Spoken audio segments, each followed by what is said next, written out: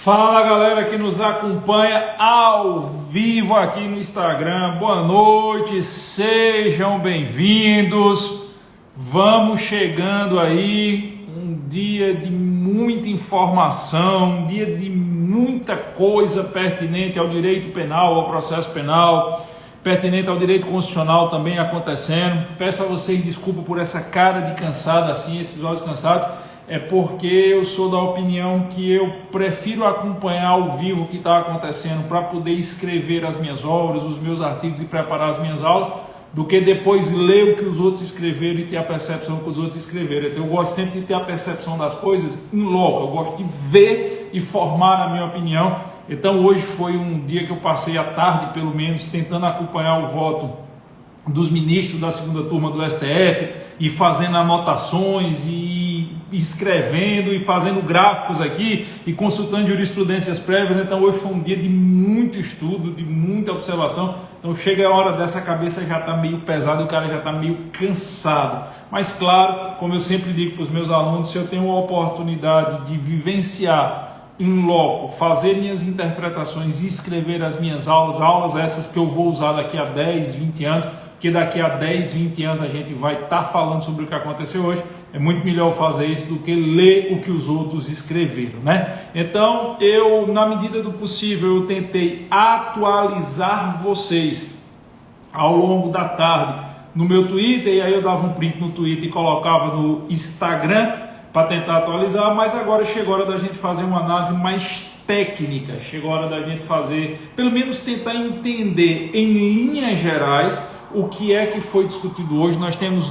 dois temas diferentes que foram discutidos hoje no STF, tá? Nós temos a retomada do julgamento sobre o embargo de declaração do HC, que o ministro Edson Fachin apreciou e anulando o processo da Lava Jato, e com essa retomada voltou-se a analisar a suspeição ou não do ex-juiz Sérgio Moro, a anulação ou não dos seus atos, a anulação ou não do processo contra o ex-presidente Lula. E nós também tivemos em paralelo, que não tem nada a ver com a segunda turma, foi uma decisão do ministro Marco Aurélio Mello, uma ADI, uma ação declaratória de inconstitucionalidade que foi intentada pela presidência da República, pelo presidente da República, contra lockdowns e toques de recolher em 3 estados, na verdade 2 estados da federação e o Distrito Federal, e que teve decisão denegatória do ministro Marco Aurélio Mello.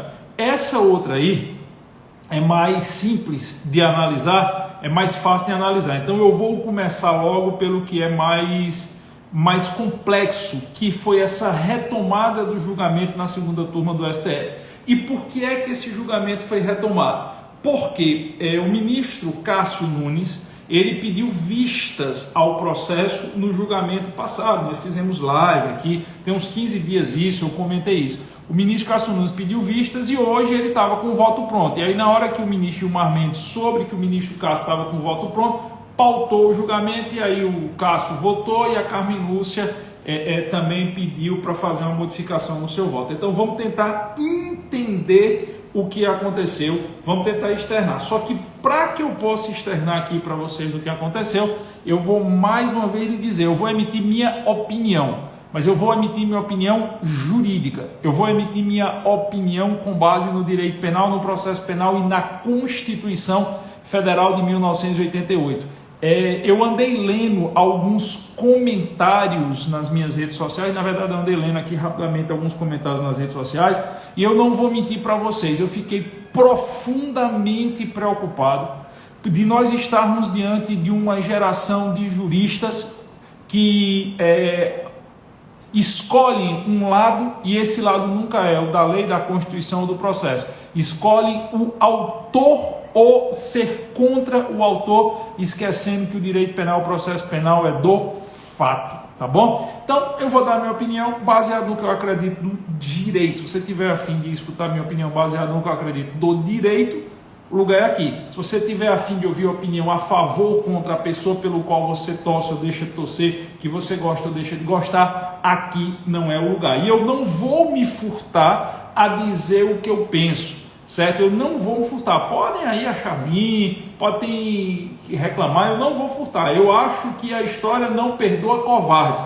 Nós estamos vivendo um momento de juristas calados, nós estamos vivendo um momento de juristas que não têm coragem de abrir a boca e falar. E esse momento que nós estamos vivendo vai reverberar por 30 anos na história do direito brasileiro. Então, me desculpe, mas enquanto eu tiver liberdade de cátedra, eu vou abrir a boca e vou dizer o que eu penso com base na lei, na Constituição e com base na própria jurisprudência. Na hora que esse direito for tirado, paciência. Então, eu vou fechar aqui os comentários para que a gente possa focar, e a cada ponto que eu for comentando com vocês, eu abro aqui para tirar as dúvidas de vocês, tá bom? Então deixa eu tirar aqui os comentários, para que os torcedores do Fla-Flu não comecem aqui a desvirtuar. Vamos lá. Antes de entrar no voto do ministro Cássio, antes de entrar na postura do ministro Gilmar e antes de entrar na mudança do voto da ministra Carmen Lúcia. Primeiro ponto, eu já disse isso em lives anteriores, tudo que eu digo fica registrado aqui no Instagram e fica no meu canal do YouTube, você não precisa acreditar em mim, é só você ver as lives anteriores, eu já disse isso várias vezes em lives anteriores, mas eu vou repetir. Antes de entrar na legalidade ou não das mensagens hackeadas que foram interceptadas do ex-juiz Sérgio Moro e dos procuradores da Lava Jato, o que é que eu entendo? Eu entendo que a postura do ministro, do ex-juiz Sérgio Moro e a postura dos procuradores da Lava Jato é uma postura extremamente temerária, inaceitável dentro do processo penal. Não me interessa se quem estava sendo julgado era João, Antônio, José, o ex-presidente Lula ou quem quer que seja. Eu sou jurista. E como jurista, eu tenho que me apegar às regras processuais. E eu sempre defendi o direito penal e o processo penal do fato. Eu não defendo o direito penal e o processo penal do autor. Se você parar para olhar quais regras podem ou não podem ser aplicadas, porque você gosta ou porque você não gosta da pessoa que está sendo julgada, você está fazendo tudo menos direito. Você está num tribunal de inquisição, você está recorrendo às ordalhas medievais e não ao processo penal brasileiro, que seria um processo penal constitucional. Então, a postura do ministro, do ex-juiz, eu quero chamar de ministro, também foi, né? A postura do ex-juiz Sérgio Moro, a postura dos procuradores da Lava Jato, eu não vou entrar no mérito aqui, agora se o objetivo era certo ou errado, são posturas que ferem as regras processuais, sim. São posturas que cerceiam parcialmente a defesa do réu? Sim. São posturas ilegais. Qualquer pessoa com um mínimo de bom senso e de boa vontade na interpretação dos institutos do Código de Processo Penal e dos institutos elementares constantes na Constituição Federal de 1988 consegue perceber que aquilo que foi feito entre o magistrado, com base nas mensagens que foram hackeadas, que foram divulgadas e que o STF considerou como válidas naquele momento, certo? Considerou como válidas hoje. Depois eu vou discutir essa legalidade ou não, depois eu vou discutir a teoria dos frutos da árvore envenenada ou não. Mas eu estou tratando do conteúdo, eu não estou tratando da forma de obtenção. O conteúdo, dentro de uma lógica processual penal, o conteúdo é inaceitável. Eles romperam a fronteira. Quando eu digo eles, eu estou me referindo ao ex-juiz Sérgio Moro, eu estou me referindo aos procuradores da Lava Jato que constam nas mensagens. Eles romperam a fronteira do devido processo legal. Giovanni, outras pessoas romperam, sim, mas eu estou falando especificamente desse caso. Eles romperam as fronteiras do devido processo legal, eles combinaram procedimentos, eles agiram à revelia do que estabelece a regra normativa. Ah, mas era para condenar ou para inocentar João ou José. Não importa. Direito penal é do fato e, por consequência, o processo penal é do fato, não do autor. Se você for olhar quem é o réu para decidir se uma regra processual vale ou não vale, você vai ter tudo menos segurança jurídica e processo penal. Você vai regredir a um direito penal aonde vale a vontade e a cara do réu. Você estaria retrocedendo aqui ao conceito de primitivo de vontade do julgador que você em tese estaria superando há quase 3.000 anos. Então, a suspeição do Moro é notória. Entendo eu que a mesma lógica de suspeição arguível ao juiz e arguível aos representantes do Ministério Público também é notória. A paridade de armas entre a acusação e a defesa foi quebrada de uma forma inequívoca. Eu já disse isso, eu não vou me alongar, eu já externei os motivos dessa minha percepção em lives anteriores. Inclusive houve um processo de criminalização da advocacia penal, que fica claro para mim, eu já disse isso também em lives anteriores, que fica claro para mim no teor, no conteúdo das mensagens que foram hackeadas. Ah, mas é porque o ex-presidente estava sendo defendido por advogado A, B ou C. Não importa. Qualquer jurista com o mínimo de razoabilidade, ele tem que fazer a diferenciação entre réu e seu defensor. Quem que porventura deseje criminalizar a advocacia não está contribuindo para o pleno exercício do Estado de Direito. Quem não tem condição de separar o réu e o seu legítimo patrono na advocacia criminal, não tem a mínima condição de fazer qualquer análise do processo penal. O nome já diz, patrono. Se você constitui um advogado como seu patrono, você quer que esse advogado diligencie nos termos da lei o máximo possível para atender os interesses do seu constituinte. E é notório que houve sim, até pelo conteúdo das mensagens, eu estou me referindo ao conteúdo, eu ainda não estou me referindo à legalidade, houve sim uma tentativa até mesmo de criminalizar a advocacia. Como, por exemplo, você vê interceptações telefônicas, ficaram claras nas últimas semanas, interceptações telefônicas de telefones de todos os advogados de um escritório. Você fazer interceptação telefônica do réu, ok, mas do seu defensor sem que esse defensor esteja envolvido em nenhum tipo de crime, é uma ofensa notória ao Estatuto da Advocacia. Fora que espera-se que no processo penal você tenha um mínimo de paridade de armas entre acusação e defesa. E eu já disse também em lives passadas, eu já disse em lives anteriores, eu não vou entrar no mérito, até porque eu já expliquei muito, procure as lives aí nas minhas redes sociais, no meu canal do YouTube. Eu já disse que essa história de paridade de armas entre a defesa e o MP, na vida real já é uma lenda. Porque essa paridade de armas ela já é, por natureza do processo penal, mitigada. E o que houve, ou pelo menos o que me parece que houve, foi uma ampliação desse fosso que já existe, por mais estrutura que a defesa tenha, entre a defesa e o Ministério Público. Então, sim, entendo eu, com base no conteúdo das mensagens, entendo eu que o ex-juiz Sérgio Moro era suspeito, ele não poderia se manifestar. Entendo eu que houve uma aproximação temerária e uma aproximação descabida entre quem julga e quem acusa. Entendo eu que o sistema acusatório foi completamente jogado por terra. Aí alguns vão dizer, não, mas o STF faz isso todo dia, o ministro Alexandre de Moraes faz isso todo dia, o ministro Gilmar Mendes faz. Não resta dúvida.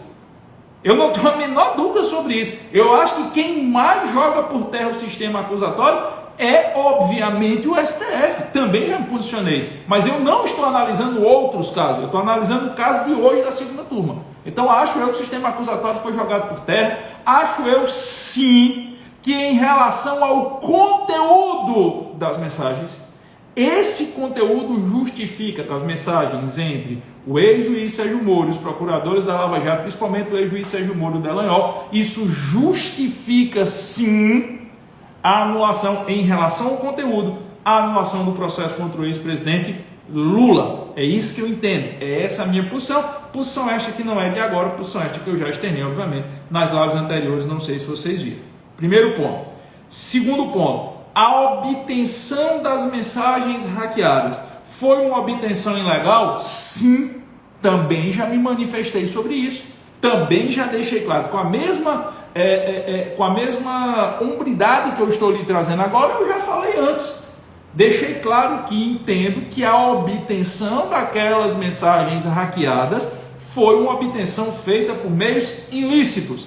Giovanni, as mensagens são falsas? Não me parece. Eu continuo mantendo a tese que não houve nenhuma falsidade das mensagens. Primeiro, porque essas mensagens foram aferidas pela própria Polícia Federal. A Polícia Federal, inclusive, usou essas mensagens para prender alguns hackers. Essas mensagens foram usadas para conseguir a manutenção de prisão cautelar de pessoas que foram investigadas na Operação Spotify.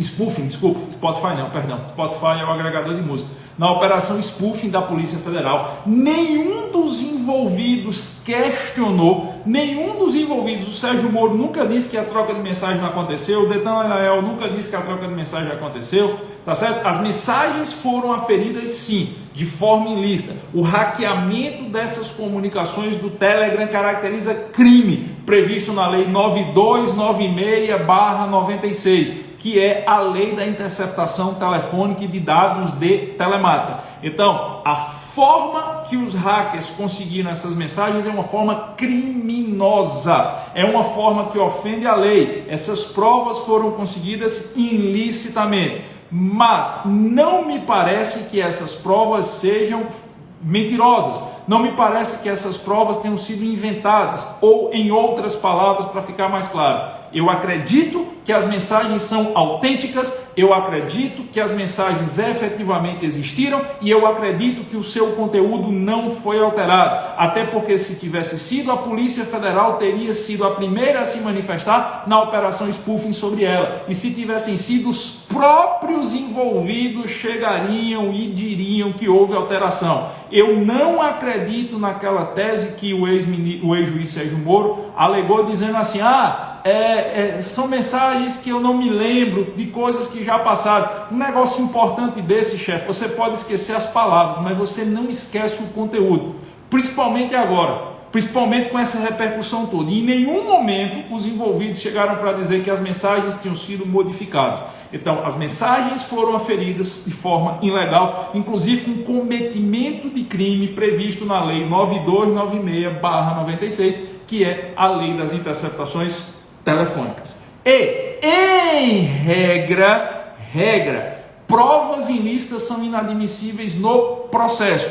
bem como as provas destas derivadas. É a famosa teoria dos frutos da árvore envenenada. As provas ilícitas são inadmissíveis no processo como regra geral e as provas derivadas destas ilícitas. Então, não resta dúvida que, em regra, prova ilícita não serve para o processo.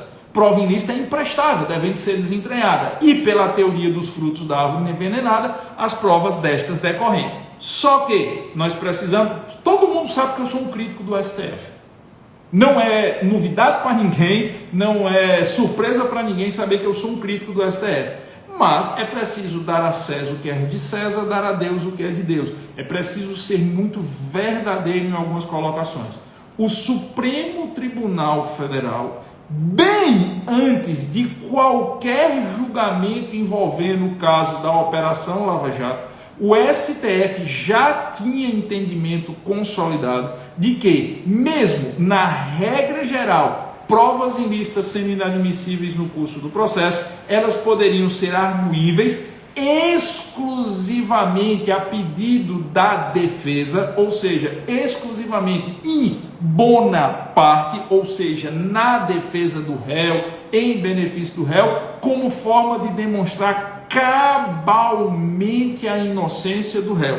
Esse entendimento ele vem do STF desde os anos 90. A primeira vez que houve essa arguição foi em 1998. O STF, então, de 98, 2008, 2018, nós estamos falando de um entendimento que tem no STF há pelo menos 23, 24 anos, certo? Quase um quarto de século. O STF já vinha entendendo que provas ilícitas poderiam ser arguídas excepcionalmente, em bona parte, em benefício do réu, desde que demonstrassem cabalmente a sua inocência. Inclusive, na ação penal 470, que eu acho que antes do processo da Lava Jato, a ação mais famosa do Supremo era a ação penal 470, para quem não está acostumado com o número, é o que o pessoal chama vulgarmente de processo do mensalão. Na ação penal 470, no processo do mensalão, já tinha sido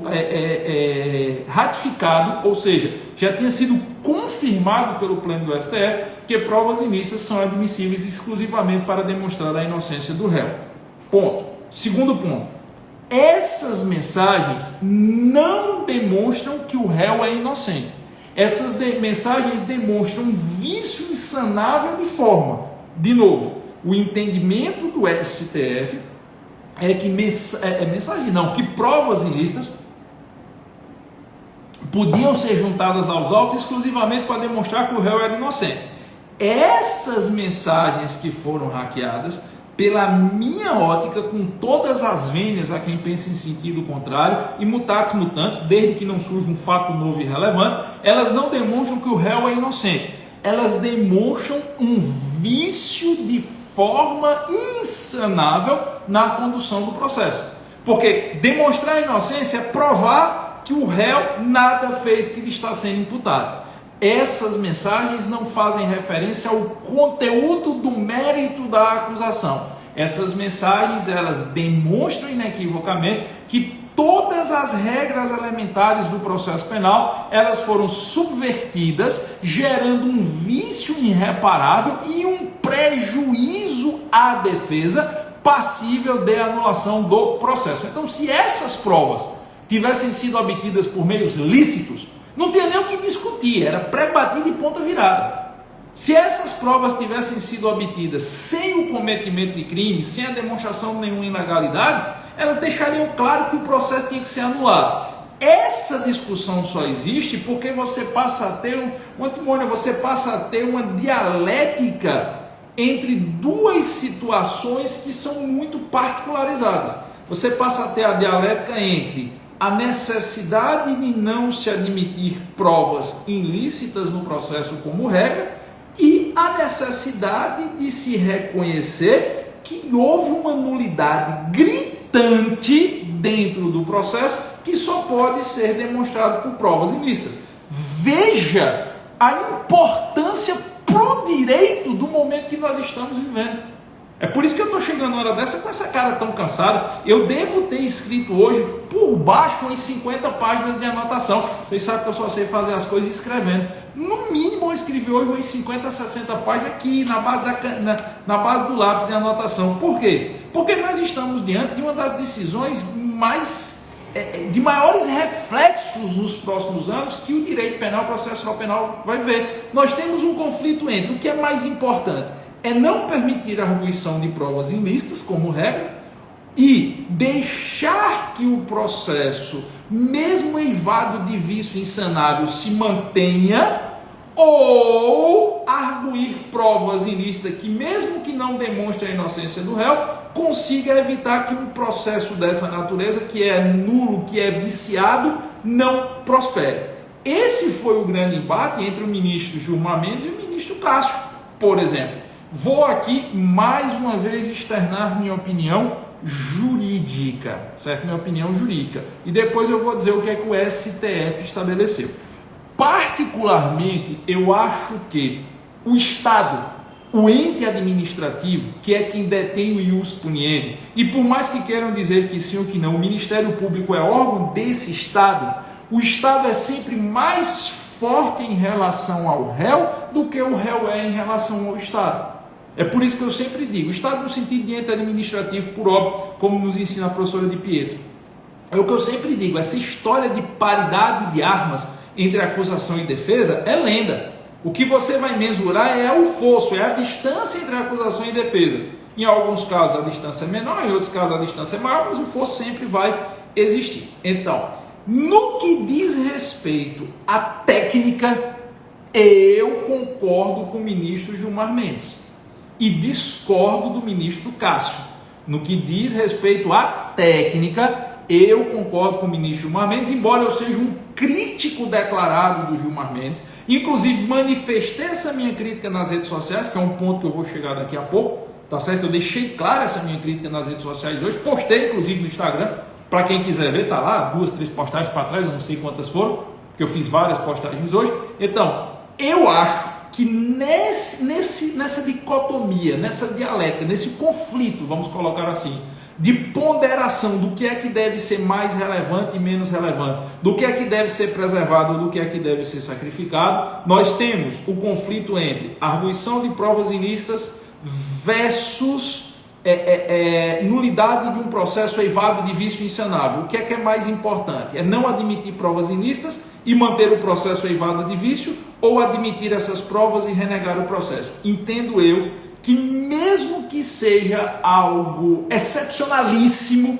e situações como estas que chegaram ao STF são de natureza excepcional, entendo eu que nesse caso, como todas as regras do processo penal foram efetivamente, de alguma forma, subvertidas para chegar à finalidade da condenação do réu, e que você goste ou que você não goste do réu, o direito penal é do fato e não do autor, entendo eu que é razoável a situação da mudança de entendimento do STF, no sentido de que as provas ilícitas agora podem ser usadas para provar inequivocamente a inocência do réu e para demonstrar vício processual insanável.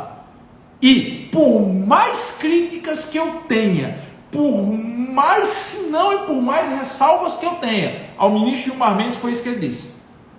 Eu vou criticar a forma que ele falou, mas foi isso que ele disse. Foi esse o conflito que ele demonstrou, conflito este que foi seguido pelo ministro Lewandowski, conflito esse que foi seguido pela ministra Carmen Lúcia, que mudou o voto dela. Então, para mim, o STF mudou o posicionamento que trazia, e hoje o STF deixou claro que provas obtidas por meios ilícitos e as provas delas derivadas, na regra geral, são inadmissíveis.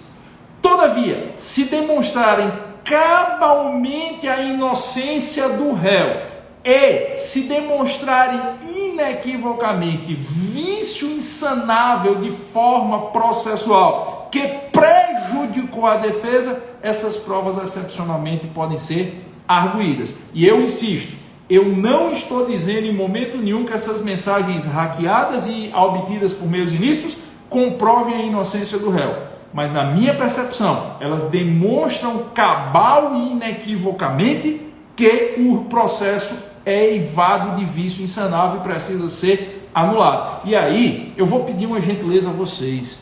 Nós estamos discutindo processo, pessoal. Nós estamos discutindo algo que vai impactar o futuro de gerações de juristas que sequer entraram na faculdade. Nós não estamos discutindo coisa que vai mexer no direito brasileiro essa semana, não. Nós estamos discutindo coisa que vai mexer no direito brasileiro por 20, 30, 40 anos. Poucas vezes na história do Brasil, da história do judiciário brasileiro, do sistema de justiça criminal no Brasil, nós chegamos a pontos de inflexão tão relevantes como o que nós estamos vivendo agora. Então, abstraia o raciocínio se você é a favor do Lula ou é contra o Lula, se você é a favor do Bolsonaro ou se você é contra o Bolsonaro, se você é a favor do Dória ou se você é contra o Dória, se você é a favor do Ciro ou se você é contra o Ciro, se você é a favor de João ou se você é contra João, se você é a favor de Alfa ou contra Alfa. Abstraia do seu raciocínio, porque se você não fizer essa abstração, sua discussão nunca será técnica e você não conseguirá perceber a mudança na lógica do sistema de justiça que nós estamos vivendo hoje. Daqui a 10, 20 anos, esses nomes que eu citei não serão mais lembrados, como a maioria de nós não lembram o nome dos envolvidos no processo do mensalão. A maioria dos juristas hoje, dos caras que estão na faculdade de Direito, dos caras que estão recém-formados, eles não sabem quem eram os réus do mensalão, mas eles estudam a lógica jurídica criada na ação penal 470.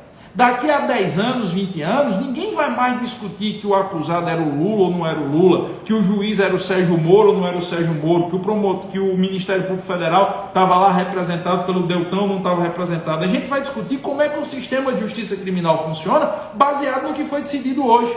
Então, como jurista, abstraia que o réu é Lula. Como jurista, abstraia que o voto do Cássio é porque ele foi um ministro indicado pelo Bolsonaro. Abstraia isso. Pense no sistema de justiça criminal no Brasil. Ah, Giovanni, mas eu não acredito no sistema de justiça criminal no Brasil.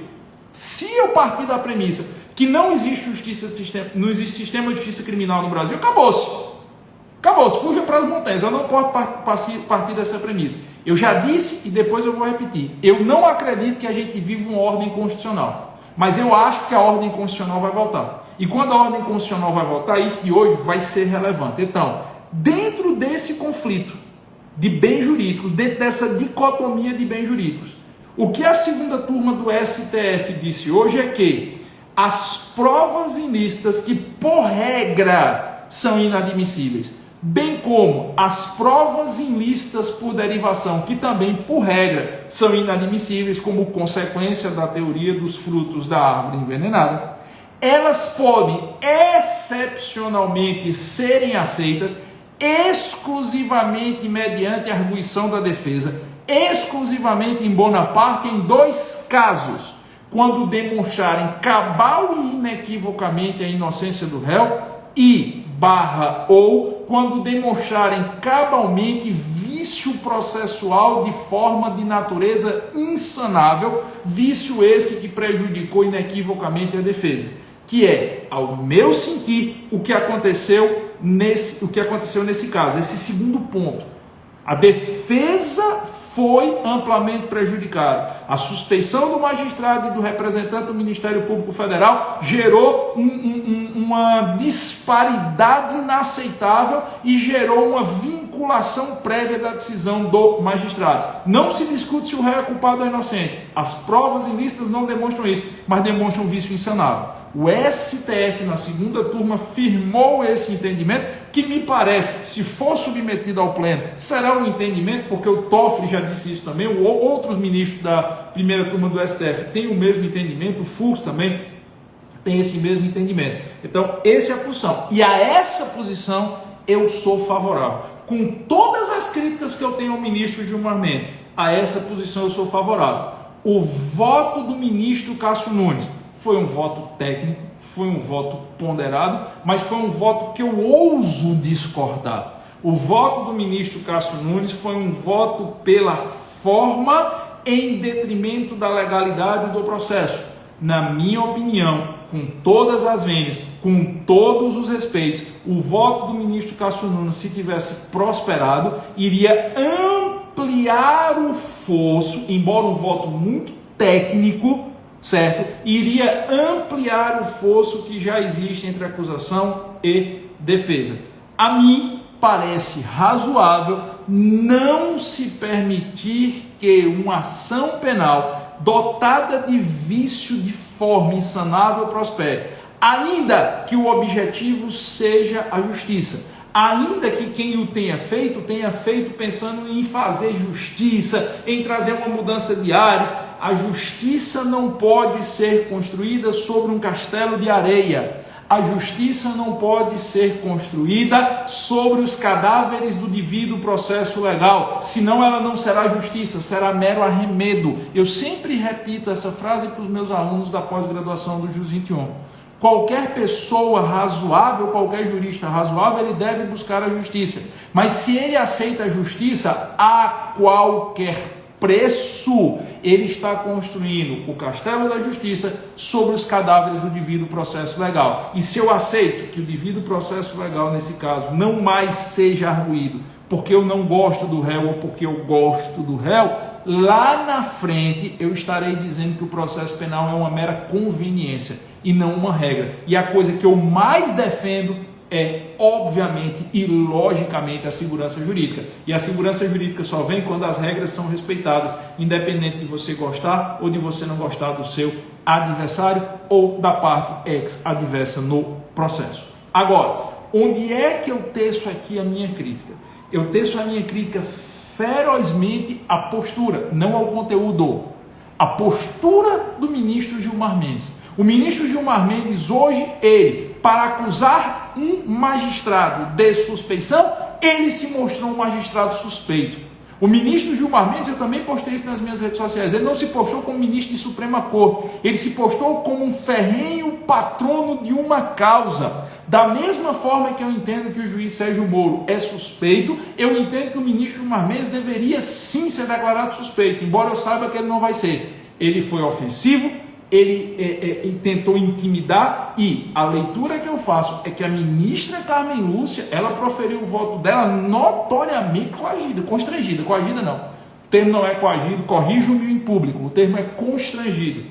A impressão, a percepção que eu tenho é que a ministra Carmen Lúcia estava constrangida. Acho que o ministro Gilmar Mendes ele deveria ter simplesmente passado a palavra para a ministra Carmen Lúcia que pediu para mudar o voto e prolotado o resultado, que ele goste ou que ele não goste do resultado. Um presidente de turma não pode se portar como uma pessoa que quer dizer o que a turma vota. Ser presidente de turma do STF não é ser dono da turma. Se ele discorda da postura do Cássio, do ministro Cássio Nunes, é um direito dele, mas ele já tinha prolatado o voto. Eu nunca tinha visto sustentação oral de juiz pós-voto. Eu já tinha visto a parte, pela hora, mas sustentação de mais de 1 hora de ministro do STF, poucos advogados criminais, ao ocuparem uma tribuna, são tão incisivos na sua tese quanto o ministro Gilmar Mendes foi. Então, mesmo concordando com a ideia que ele defendeu, mesmo achando razoável a postura que o STF teve em relação ao processo penal, a forma que o ministro Gilmar se portou é uma forma que me causa uma profunda espécie e que me causa uma reflexão de que está se buscando a responsabilização de um juiz que foi parcial, adotando-se a parcialidade. Da mesma forma que eu entendo que o processo do ex-presidente Lula carece sim de ser anulado, porque há vício, já o foi, porque há vício insanável pela postura do Moro, eu tenho que seguir o pau que dá em Chico, dá em Francisco, eu tenho que seguir a mesma lógica cartesiana e entender que a postura do ministro Gilmar Mendes foi, ao meu sentir, uma postura completamente descabida para o ministro da Suprema Corte. Ele estava colérico. Ele chamou o ministro Cássio de covarde, como se o fato do ministro Cássio pensar diferente dele fosse justificativa para a ofensa. Ele, na sua verborragia, entendo eu que não com dolo, mas pelo calor do momento, ele, no calor do momento da discussão, ele desrespeitou os piauienses, ele se postou como notoriamente um patrono do patronato. O que é um patrono do patronato? Um advogado dos advogados de defesa. Por diversos momentos, a sua preocupação, a mim pareceu, não era o devido processo legal. Era sustentar a tese que ele entendia que deveria ser imposta à segunda turma do STF. Então eu discordo veementemente, com todo o respeito e no exercício da minha liberdade de cátedra, exclusivamente como professor, da postura que foi adotada pelo ministro Gilmar Mendes. E aí vem o voto da ministra Carmen. A ministra Carmen mudou o seu entendimento. Estou vendo muita gente criticar a ministra Carmen aí nas redes sociais, porque ela teria mudado. Mudar entendimento não é nada absurdo. Mutatis mutandis. Eu mesmo tinha um entendimento sobre a Operação Lava Jato. Na hora que eu vi as mensagens, na hora que eu comecei a perceber o que o ex-juiz Sérgio Moro e o Deltan tinham feito, eu mudei o meu entendimento. Não há problema nenhum, triste do jurista que não está disposto a mudar o seu entendimento e que acha que porque teve um entendimento no momento, ele tem que manter esse entendimento até o fim. Então, não vejo inconveniente nenhum. Se você, por exemplo, pegar uma fala minha do começo da Lava Jato, a percepção que eu tinha com as informações que eu tinha naquele momento sobre a Lava Jato era uma. Só que hoje, com as informações que nós temos sobre a Lava Jato, é óbvio que a percepção muda. Então, eu acho que as críticas que são tecidas, que estão sendo tecidas, da forma que estão sendo feitas, a ministra Carmen Lúcia nas redes sociais, são críticas, não são críticas jurídicas, são críticas meramente de torcedores, de A ou de B. E como eu disse, a gente tem que abstrair, tem que pensar como juristas, temos que pensar como operadores do direito, como professores, como catedráticos, como advogados, enfim, como operadores do direito. E o fato da ministra Carmen Lúcia ter mudado o seu entendimento, ter alterado seu voto, é algo extremamente normal no âmbito do direito, não só do STF. Então eu não tenho críticas a fazer à postura da ministra Carmen Lúcia, apenas o fato dela estar notoriamente, ao meu sentir, constrangida com a situação. A fala do ministro Fachin também, ao final, me pareceu uma fala apaziguadora, me pareceu que o ministro Fachin chegou meio tentando botar panos quentes na situação, para tentar restabelecer a ordem, mas a postura do ministro Gilmar Mendes hoje, ele é uma postura de ruptura do STF. Se o ministro Cássio tivesse reagido à mesma altura do Gilmar Mendes, uma sessão plenária do STF seria insustentável. A gente teria mais ou menos o que foi na época do Joaquim Barbosa e do Gilmar Mendes, seria um revival daquilo ali. Então, essa é a situação. O que é que hoje vale? O que hoje vale é os processos da Lava Jato em relação ao ex-presidente Lula foram anulados, voltou-se a estaca zero, prescrição está correndo, em que pese existir uma tentativa de se limitar, inclusive a ministra Carmen Lúcia deixa isso claro no voto dela, existiu uma tentativa de limitar ao ex-presidente Lula, não me parece razoável essa limitação. Eu acho que essa decisão da segunda turma vai atingir até o desembargador federal Gilbrand Neto, vai atingir até a Justiça Federal em grau recursal do TRF, porque o Gilbrand, ele aumentou e exasperou a pena do Lula, então ele também estaria suspeito pelos mesmos motivos aplicados ao Sérgio Moro, já que ele pegou uma decisão que foi anulada e exasperou a pena numa decisão anulada. E aí me parece razoável imaginar que todos os demais envolvidos como réus na Operação Lava Jato vão fazer pleitos semelhantes, e me parece razoável imaginar que ou esses pleitos serão atendidos ou que o processo vai se estirar por tanto tempo que a gente vai ter a prescrição. E eu sei que quando eu abrir os comentários algumas pessoas vão me questionar, vão me perguntar se eu acho que o pleno do STF pode mudar isso. Eu não acho. Até porque você já tem a maioria na segunda turma e pelo menos na primeira turma 3 ministros vão entender ou já se manifestaram no mesmo sentido do entendimento do ministro Gilmar Mendes. Fux, inclusive é o presidente da corte, o ex-presidente do STF, fugiu agora o nome, estou com a imagem dele na cabeça, o Toffoli, o Dias Toffoli e a ministra Rosa Maria Weber. A ministra Rosa Maria Weber, inclusive, ela já proferiu voto em casos análogos, muito parecido com o que disse hoje a ministra Carmen Lúcia. Então você já teria uma maioria, e essa maioria, por óbvio, já garantiria a permanência da decisão que foi prolatada na segunda turma. Então sim, eu entendo que a decisão da segunda turma vai produzir seus efeitos, entendo que a decisão da segunda turma vai ser postergada, eu não estou discutindo se isso é justo ou injusto, mas eu estou dizendo que essa decisão me parece que, se viesse a afetar o pleno, que eu não acho que o pleno vá se debruçar sobre isso agora, se viesse a afetar o pleno, ela deve ser mantida. Do mesmo jeito que eu disse há 15, 20 dias que achava que a ministra Carmen ia mudar o voto dela, e realmente mudou, eu estou dizendo que acho que se for submetido ao pleno, vai ficar como está.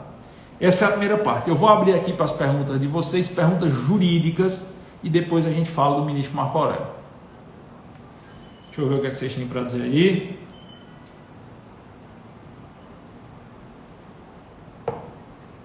E teve um aluno que colocou num comentário assim, dizendo assim, não é fácil ser professor de direito penal nesses momentos. Realmente não é, mas mais difícil vai ser para quem não está vivenciando essa época.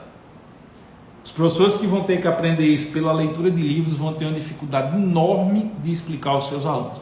Então, até aí, alguém tem alguma colocação jurídica, alguma análise jurídica, alguém quer fazer alguma pergunta com relação à devolução de valores? Entendeu que é cabível. Se o processo foi anulado, não tem porquê. Como é que se anula o processo parcialmente? Então, acho que os valores têm que ser devolvidos, sim.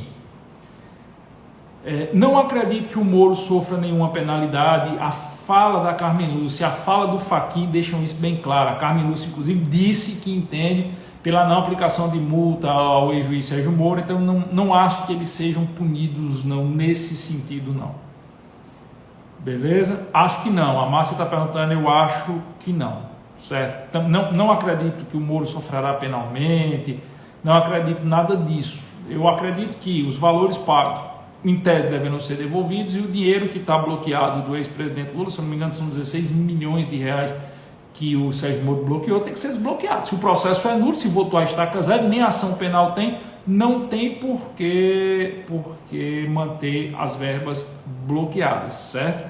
O processo tem que começar desde o recebimento da denúncia. Então, com certeza vai rolar prescrição. Tranquilo? Beleza? O Flávio está perguntando quais são os efeitos da decisão. Anulação de todos os atos, a volta ao status anterior ao recebimento da denúncia, entendo eu, devolução dos valores pagos ou confiscados, bens submetidos a arresto ou sequestro. O que fazer? É como se nunca tivesse existido o processo. Se a nulidade é plena, é como se nunca tivesse existido o processo. O processo zera e volta à estaca inicial. Por isso que os crimes vão prescrever. Até porque o ex-presidente Lula é maior de 70 anos. E o artigo 115 do Código Penal estabelece que os prazos prescricionais, nesse caso, serão reduzidos pela metade. E sim, acho que essa decisão vai atingir outros processos, em que pese a ministra Carmen Lúcia ter demonstrado uma preocupação em limitar ao caso do ex-presidente Lula, o fundamento é o mesmo. Não tem, o fundamento é o mesmo, os processos são conexos. Se você aplicar a regra de conexão ou continência aí, não tem como não anular os outros. Não é que eu queira ou deixe de querer, é uma análise essencialmente jurídica, tá bom? E aí, pessoal, um detalhe, é o que eu digo, hoje em dia as pessoas têm medo, os juristas têm medo de assumir posições, por quê? Porque quem gosta do Lula, quando vê alguém falando a favor dele, aplaude, quando vê alguém falando contra, joga pedra. Quem gosta do Bolsonaro, quando vê alguém falando a favor dele, aplaude. Quando vê alguém falando mal, joga pedra. Quem não gosta dos dois, reclama dos dois. Só que o processo penal precisa sobreviver a tudo isso que a gente está vivendo. Pessoal, eu não acredito que o Brasil viva uma ordem constitucional. Eu não acredito que o Estado brasileiro está vivendo sob égide de Constituição. Eu já falei isso várias vezes. Várias vezes. Eu não acho que o Estado brasileiro seja um Estado constitucional. Eu acho que nós vivemos uma anormalidade constitucional. Esqueceram temporariamente a Constituição, sob pretexto da pandemia. Se é certo ou se é errado, eu não vou discutir isso. Isso dá uma outra live, certo? Mas esqueceram a Constituição. Mas esse Estado anômalo, ele vai passar. E na hora que ele passar, nós temos que estar preocupados com o devido processo legal. Giovanni, você gosta ou desgosta de João ou de José? Não interessa, eu gosto do processo penal. Eu gosto do processo como regra elementar de convívio social.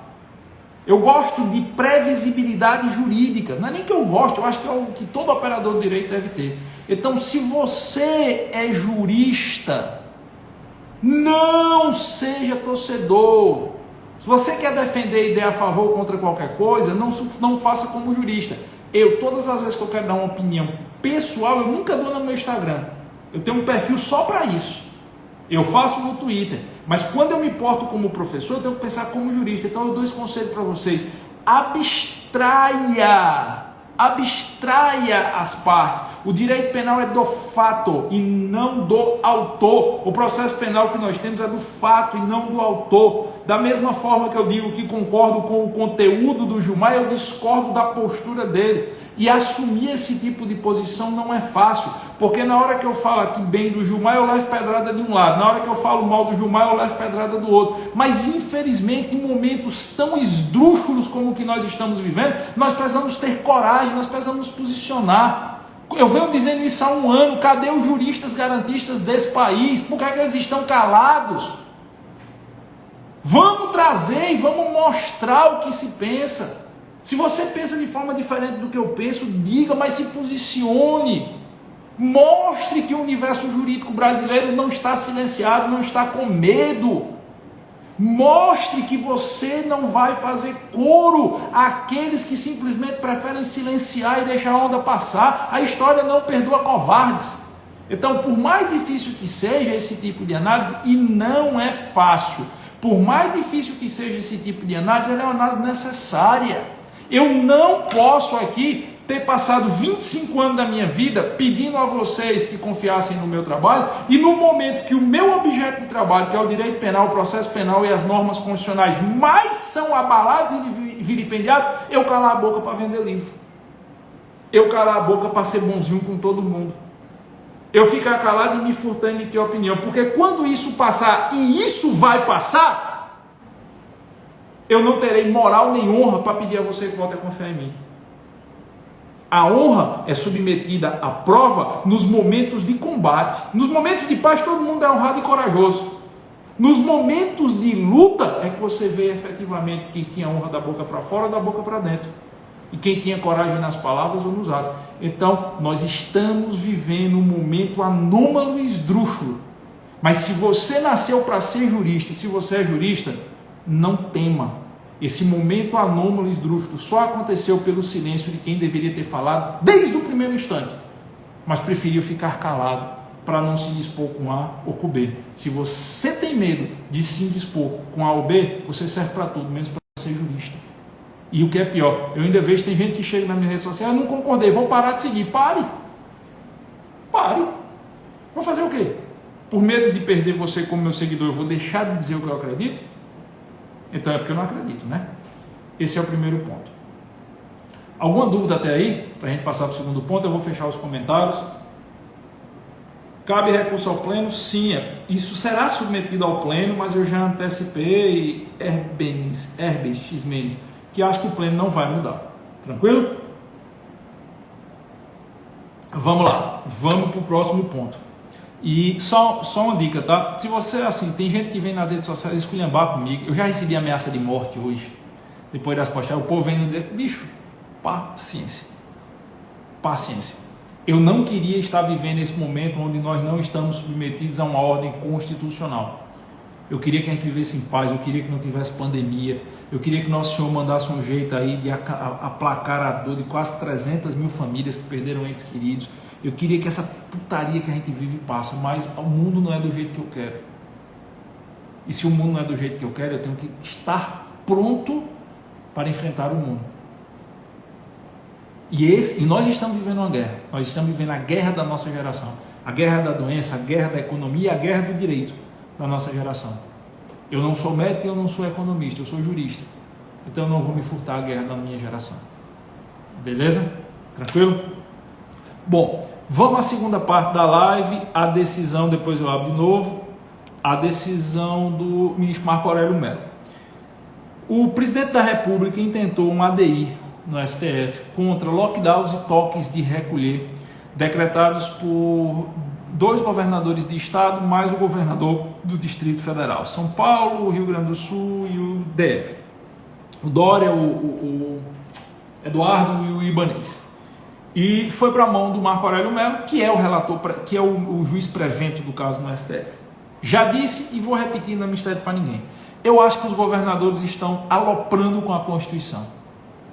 Eu acho que o Brasil deixou de ser uma república federativa, ele se tornou um estado confederado, onde existem 27 vontades diferentes. Eu vi um vídeo de um governador do estado do Goiás, do governador Ronaldo Caiado, eu vi esse vídeo ontem, estava no Twitter, onde ele dizia, no meu estado vale a minha vontade, no meu estado vai ser do jeito que eu quero.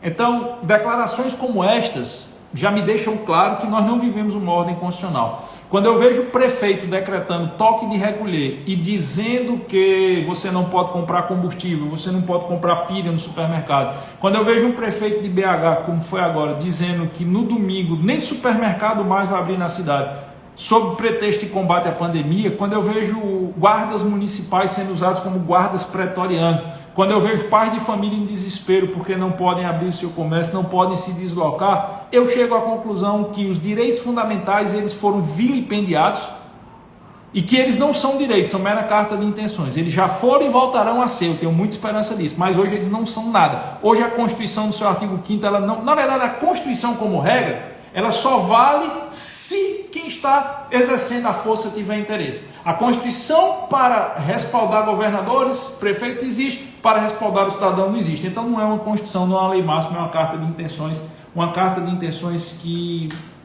hoje, infelizmente, está bem abaixo da vontade, às vezes, de um fiscal de prefeitura. Já disse isso em lives anteriores, já aprofundei o tema. Acho também que nesse momento que nós estamos vivendo, as polícias militares, as forças de segurança pública estão sendo usadas de uma forma terrível contra a população e isso vai gerar um prejuízo enorme para essas forças de segurança. Eu fiz uma live recentemente, quem não assistiu está aqui no IGTV, está no meu canal do YouTube, que é a teoria das baionetas inteligentes e a teoria das baionetas cegas, onde eu falo o que eu penso e faço minhas recomendações jurídicas aos policiais militares. Já externei minhas críticas às guardas municipais, que entendo eu que é mais difícil para o policial militar resistir ao cumprimento de certa ordem do que o guarda municipal, do que o fiscal da prefeitura, certo? Acho, e já disse isso publicamente, que as mesmas pessoas que estão aplaudindo o fato de governadores e prefeitos estarem usando as forças de segurança como forças pretorianas contra o seu povo, são as pessoas que daqui a 1 ano ou 2 vão usar tudo isso que está acontecendo agora para lascar a vida da polícia. Não duvide Pelo menos é isso que eu acredito tristemente e fatidicamente. Queria que não fosse assim. Mas eu acredito sinceramente que daqui a um ano você vai ter no Brasil um movimento muito parecido com o que aconteceu em vários estados norte-americanos. Defund the police. Vamos acabar, vamos diminuir com a polícia. Aquela ideia de desmilitarizar a polícia militar, aquela ideia de acabar com guarda municipal, ela vai vir com uma força gigante no Brasil. E sabe qual vai ser o fundamento que vão usar? Todas essas imagens que estão sendo captadas hoje, de uso pretoriano das forças de segurança contra os cidadãos comuns, e que a mídia está caladinha, serão utilizadas daqui a um ano, daqui a 2 anos, contra as próprias forças da segurança pública. Nós somos um país que tem raiva de polícia. E por isso mesmo, nós somos um país que estão deixando os governadores e prefeitos aloprarem com as suas forças de segurança para lá na frente reforçar a raiva da polícia. E eu digo isso com a consciência tranquila de quem defende polícia há 25 anos. Digo isso com a consciência tranquila de quem já levou muita pedrada por se postar na defesa das autoridades de segurança pública desse país, de um tempo que ninguém tem coragem de defender polícia, de um tempo que todo mundo associava a polícia com o que havia de pior na ditadura militar. Eu já dizia, as forças de segurança não são assim. Levava pedrada, perdia a oportunidade de emprego, da mesma forma que há 25 anos atrás, quando eu comecei a ser professor, comecei a defender polícia, eu estou dizendo, eu sei que nos próximos 12, 24 meses, vão usar o máximo que puderem isso que está acontecendo agora contra as próprias autoridades policiais. Pena que essas autoridades da segurança pública não consigam perceber isso hoje. E por isso, por todo esse conjunto de coisas que eu resumi aqui, e já falei em outras lives, eu entendo que o Brasil não é um Estado constitucional hoje. E o que houve na ADI? A ADI pedia que o STF declarasse o toque de recolher e o tolhimento da locomoção como inconstitucional. Por quê? Porque, em tese, só seria possível em estado de sítio. O que é que o ministro Marco Aurélio fez? Ele denegou o pedido da inicial. E aqui eu queria chamar a atenção de vocês para um detalhe, que eu estou vendo muitas pessoas falando algo equivocado nas redes sociais. Eu estou vendo muita gente falando assim, que o ministro Marco Aurélio disse que o pedido do governo federal, da presidência da República, não tem fundamento. Não foi isso. Não foi isso. O ministro Marco Aurélio disse que a inicial não poderia ser conhecida. Houve uma denegatória da inicial. O que é que significa isso tecnicamente? Ele rejeitou a inicial. Por quê? Porque ele falou, ele entendeu que o presidente da República não tem legitimidade direta para postular a DI. Que o presidente da República tem legitimidade indireta ou reflexa, mas que a postulação deveria ser feita pelo AGU, pelo advogado-geral da União, que não assinou a petição. O que é que eu penso sobre isso? Eu penso que, primeiro, o ministro Marco Aurélio deu uma forçada de barra grande. Por quê? Porque o ministro Marco Aurélio foi de encontro à própria jurisprudência do STF. O STF tinha posicionamento amplamente consolidado, inclusive com voto do próprio ministro Marco Aurélio, entendendo que governadores de estado, por exemplo, têm legitimidade para postular diretamente a ação declaratória de inconstitucionalidade. Como é que um governador de estado tem e o presidente da República não tem? Não me parece minimamente razoável. É de um tecnicismo assim, eu vou buscar o fio do cabelo, eu vou buscar ali chifre em cabeça de cavalo, eu vou buscar pelo e ovo para denegar. O fundamento da denegatória foi, não tinha assinatura da AGU. É uma falha gritante da presidência da República? Claro que é. Claro que é. É uma falha assim, infantil. Infantil, porque custava ter pedido para a AGU assinar? Custava ter pedido lá? Não. Tinha que ter só o nome do presidente da República? Não. Então, que a presidência da República cometeu uma falha grosseira, cometeu, mas também me parece de um preciosismo descabido e desnecessário. Por que o ministro não mandou sanear? Está sem assinatura aqui da AGU, vamos fazer um despacho saneador? Ele simplesmente disse, não tem legitimidade. A legitimidade da presidência da República é reflexa. Ok, então todo o histórico da jurisprudência do STF foi mudado hoje. O que o ministro Marco Aurélio disse foi que tudo que o STF já decidiu até hoje sobre a ADI não vale. Inclusive as ADIs que foram interpostas diretamente por governadores de estado não podem mais ser conhecidas. Mas continuam na pauta e já foram recebidas. Porque é que um governador tem legitimidade, o presidente da República não tem. Então, o ministro Marco Aurélio ele não discutiu o mérito, ele discutiu a forma. Basicamente, o que o ministro Marco Aurélio fez foi, ele devolveu a inicial da ADI mediante a alegação que faltava a assinatura da AGU. O ministro Marco Aurélio se equivocou? Ao meu sentido, sim. Se equivocou por quê? Porque eu sou a favor ou contra a ADI? Não, porque ele foi de contra a jurisprudência remansosa do STF. Ele disse que o que o STF sempre decidiu não vale. Mas que foi também uma falha besta, um erro infantil de quem peticionou em nome da presidência da República, foi. Eu até fiz uma comparação no meu Instagram que seria mais ou menos o seguinte, seria você constituir um advogado para fazer uma petição para você. Aí o advogado manda você assinar a petição e ele nem assina nem bota o AB. Vai ser indeferida? Vai. A inicial vai ser denegada? No processo penal, sim. Se fosse uma queixa-crime, nem passava. O juiz rejeitava liminarmente no 395 do CPP. Então, foi uma falha grotesca que poderia sim ter sido evitada, mas o ministro Gilmar Mendes, ao prolatar essa decisão, ele monocraticamente mudou todo o entendimento do STF, porque tem precedente para dar de pau, tem precedente de rodo, no sentido de que governador de estado, senador da República, o presidente teria legitimidade direta para propor ação declaratória de inconstitucionalidade. O que vai se fazer? Não sei. O correto seria refazer a petição, certo? Com a assinatura da AGU agora, mas eu não sei, porque aí vai entrar questões políticas que não me cabem discutir. Beleza? Essa foi a segunda coisa do dia. Deixa eu ver o que é que alguém tem para falar sobre isso. Sobre essa segunda coisa. Acabou. Alguém quer perguntar alguma coisa? Tem algum comentário para a gente encerrar a live?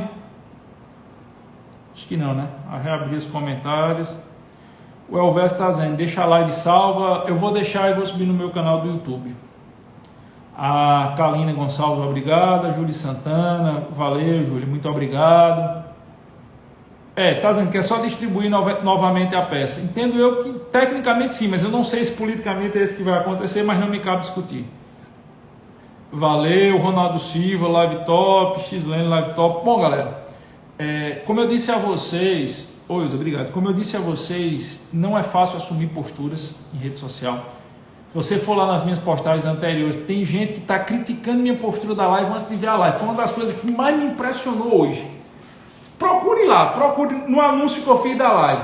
Teve um cidadão que criticou a minha postura na live 1 hora antes da live acontecer. Eu até perguntei se ele era paranormal. Então, realmente não é fácil. O cara leva porrada de todo lado. Mas eu vou fazer um pedido a você. Se você acha relevante que mais pessoas escutem a live, e olha, eu sempre digo, não concordo comigo, tá? Eu nunca deixo uma live terminar sem dizer isso. Não concorde comigo. Escuta o que eu tenho para dizer, escuta o que pessoas que pensam completamente diferente do que eu penso têm para dizer e forme sua opinião, certo? Forme sua convicção. Pense por suas próprias ideias. Por que é que eu estou tão morto hoje? Porque eu passei o dia acompanhando os votos, fazendo anotações, porque eu tenho as minhas opiniões. Eu não gosto de pensar com as ideias de seu ninguém. Porque quem só repete a ideia dos outros não é jurista. Eu gosto de pensar com as minhas opiniões, então escute todo mundo e forme a sua. Agora, se você acha que é relevante que outras pessoas escutem o que eu falei na live de hoje, se você acha que isso pode contribuir para o aprimoramento do debate jurídico no Brasil, eu vou lhe pedir um favor. Você me ajuda muito quando essa live ficar disponível no IGTV, você comentar na live. Quanto mais comentários jurídicos, claro. Não adianta, eu não gosto de Giovanni, paciência, entre para o clube. Pega sua senha aí, 1 milhão e pouco. Tem um bocado de gente que não gosta de mim. Mas quando você faz um comentário jurídico, você externa opinião, você fala da relevância da live nos comentários, quanto mais pessoas comentam lá, mais o Instagram mostra essa live para outras pessoas. Então, convide um amigo para assistir a live, mande o link para ele, peça a ele para deixar a curtida no IGTV, mesmo que você tenha curtido aqui, principalmente o comentário. Isso ajuda, tá certo? Isso ajuda muito ao Instagram mostrar essa live para mais pessoas, até porque quem não gosta fica denunciando a live. Toda live minha, quando tem gente que não gosta, fica denunciando. Aí como o pessoal denuncia, o Instagram limita a visualização. Quando ele vê que tem muita gente comentando na live, quando ele vê que tem muita gente ali discutindo de forma educada o que foi feito na live, aí o algoritmo do Instagram mostra essa live para mais pessoas. Beleza? Galera, vamos nos manter firmes. Amanhã eu vou pegar alguns trechos dessa live para facilitar ali as partes mais importantes, vou postar ao longo do dia. Mas vamos nos manter firmes, vamos nos manter com fé. Eu tenho fé no Estado de Direito, eu tenho fé que a Constituição vai voltar a valer, eu tenho fé que essa situação anômala de coisas vai passar e não está longe. Eu tenho fé que nós vamos aprender muito com tudo isso que está acontecendo para não permitir que se repita, tá certo? Então, mantenha a fé, mantenha a perseverança e principalmente não entra nesse fla-flu. Não entra nessa história de eu só tenho a minha opinião e o resto do mundo que se exploda. Quem não é capaz de escutar opiniões contrárias nasceu para ser tudo, mesmo para ser jurista. Tá bom? Então, valeu, crianças. Um cheiro para quem for de cheiro e um abraço para quem for de abraço.